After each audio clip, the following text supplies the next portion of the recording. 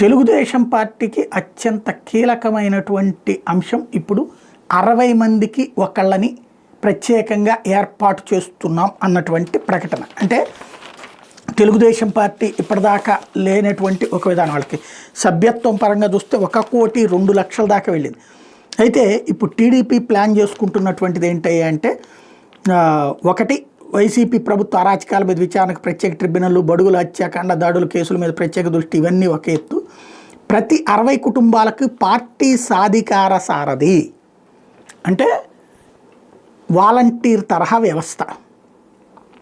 వాలంటీర్లు గతంలో ఏదైతే జగన్ తీసుకొచ్చాడో, తర్వాత చివరిలో ఏం చేశాడు, వాలంటీర్ అంటే చట్టబద్ధంగా అయితే ప్రభుత్వ ఎంప్లాయీగా అవుతాడు కాబట్టి అలా కాకుండా మరొకళ్ళని పెట్టాలని గృహసారథి అనేటటువంటి ఒక విధానాన్ని తీసుకొచ్చారు.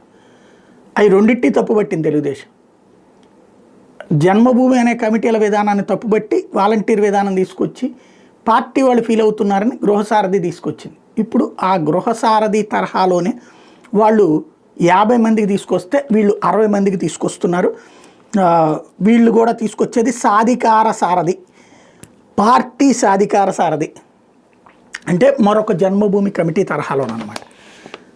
వాలంటీర్లను తీసేసి ఈ 60 ఇళ్లకి వెళ్ళేటటువంటి తెలుగుదేశం పార్టీకి సంబంధించిన కార్యకర్త నాయకుడు వాళ్ళకి సంక్షేమ పథకాలు అందిందా లేదా ఈ కనుక్కుంటుంటారు.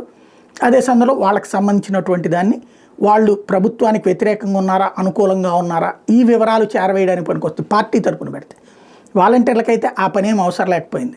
సంక్షేమం అందుతుందా లేదా, వాళ్ళ ఇంట్లో ఎవరికి ఇవ్వాలి, ఏ పథకం వర్తిస్తుంది, ఇదే చెప్పేవాళ్ళు.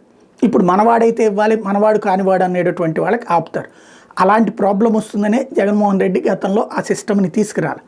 బట్ ఎందుకు జన్మభూమి కమిటీలతో అట్లాంటి ప్రాబ్లం వచ్చింది. కానీ మళ్ళీ మరొక జన్మభూమి కమిటీలు లైన్లోకి వస్తున్నాయి.